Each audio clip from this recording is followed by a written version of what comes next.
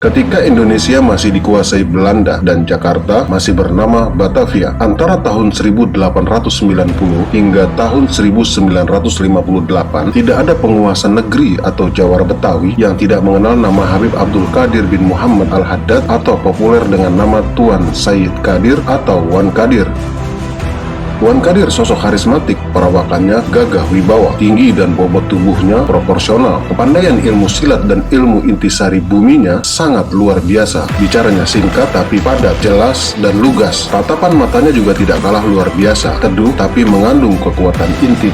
Dari siapa dan bagaimana beliau belajar ilmu bela diri dan kedikjayaan hingga mencapai level puncak itu tidak diketahui secara pasti. Namun, ilmu silatnya dipastikan membuat para jawara yang menyaksikan akan leletkan lidah. Penampilan sehari-harinya tidak seperti tokoh habaib pada umumnya. Beliau lebih suka mengenakan sarung, kaos oblong berbalut jas safari, dan songkok nasional.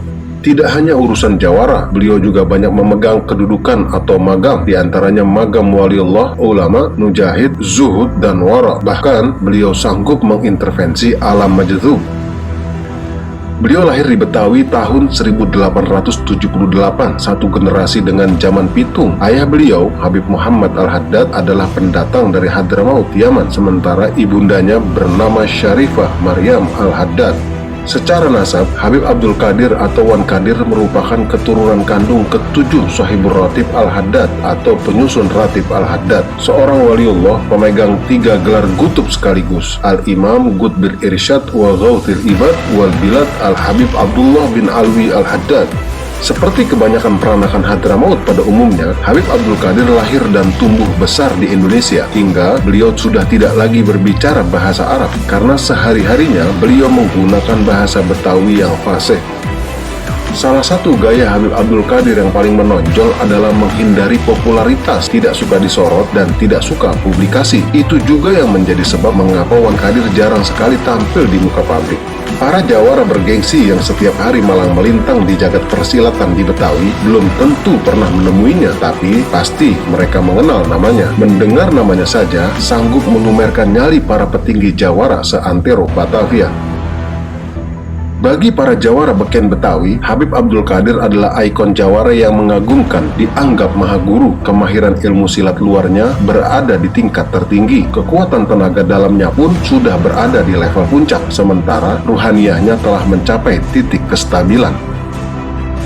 Habib Abdul Qadir memiliki makam atau kedudukan khusus tersendiri. Ini membuat semua ulama dan tokoh habaib di Batavia mengagumi dan menaruh hormat padanya. Para tokoh habaib sekelas Habib Utsman bin Yahya Mufti, Habib Muhsin Al-Attas Keramat Jati, Habib Ali Al-Habsyi Kuitang, Habib Ali Al-Attas Bungur, Habib Zain Al-Idrus Krukut, Habib Soleh Al-Hamid Tanggul, Habib Salim bin Jindan, dan Habib Umar bin Hud Al-Attas. Saat bertemu, mereka merasa sungkan untuk menatap mata Habib Abdul Qadir. Sementara dalam hal ilmu bela diri dan kedikjayaan, selama Habib Abdul Qadir hidup, tidak pernah tercatat ada satupun jawara di tanah Betawi yang sanggup menandinginya.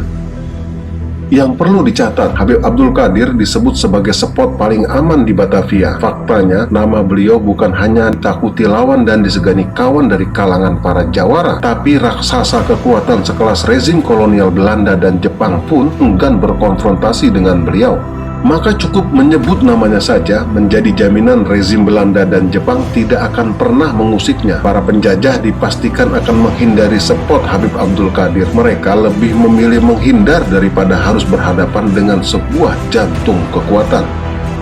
Itu sebabnya juga, demi keamanan, hal-hal yang berkaitan dengan rahasia negeri seperti berkas penting negara, termasuk surat-surat rahasia Presiden Soekarno, selama bertahun-tahun sengaja dialamatkan ke kediaman beliau. Dengan demikian, berkas dan surat rahasia itu akan terjamin keamanannya hingga ke tangan Presiden Soekarno, tanpa harus takut tersentuh pihak penjajah Belanda dan Jepang. Habib Abdul Qadir menggembleng beberapa orang pilihan dengan ilmu agama, ilmu silat, dan berbagai ilmu kesaktian lainnya. Lalu di kemudian hari, orang-orang yang telah digemblengnya tersebut menjadi tokoh jawara papan atas di Batavia, seperti Bang Pi, Wan Hamid Aidit, Haji Darif Mat Bendot, Kiai Haji Nur Ali, Wan Ali Lubi Al-Haddad, Haji Entong Gendut, dan masih banyak lagi.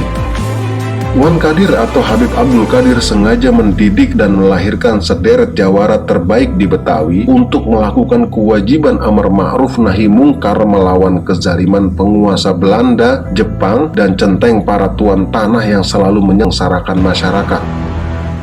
Pada zamannya, Habib Abdul Qadir adalah pembesar aulia. Ia juga King of Jawara Batavia. Itu hanya sedikit sisi kecil kedudukannya. Sehebat apapun dirinya di mata manusia, tapi beliau merasakan bukan apa-apa. Penampilannya biasa, itu memang disengaja, karena sejatinya beliau tergolong ahli mastur atau orang-orang yang menghindari popularitas.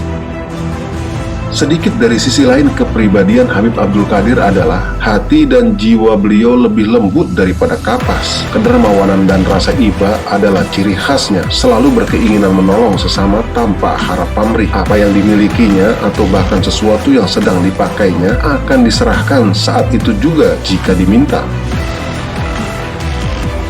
Sebagaimana para habaib umumnya, Wan Qadir mengadopsi ajaran agama yang memiliki sanad jelas dan terus sambung-menyambung ke datuk moyangnya, yaitu Shahibur Ratib Al-Habib Abdullah bin Alwi Al-Haddad, lalu menyambung terus hingga ke Rasulullah Shallallahu Alaihi Wasallam.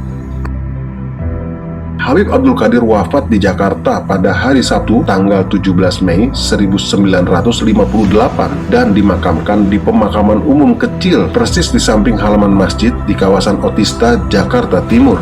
Di kuburannya tidak ada kubah yang dibangun, hanya konstruksi yang mudah rubuh tertiup angin. Kuburannya juga tidak terbuat dari marmer atau granit, hanya dari keramik murahan. Bahkan, makam beliau dan beberapa makam anak-anak beliau yang sebenarnya juga merupakan para tokoh besar saling berhimpitan satu sama lain. Maka dari pemakamannya tergambar jelas bahwa sesungguhnya mereka sedang menyembunyikan track record dalam hidupnya yang berkualitas emas pada manusia.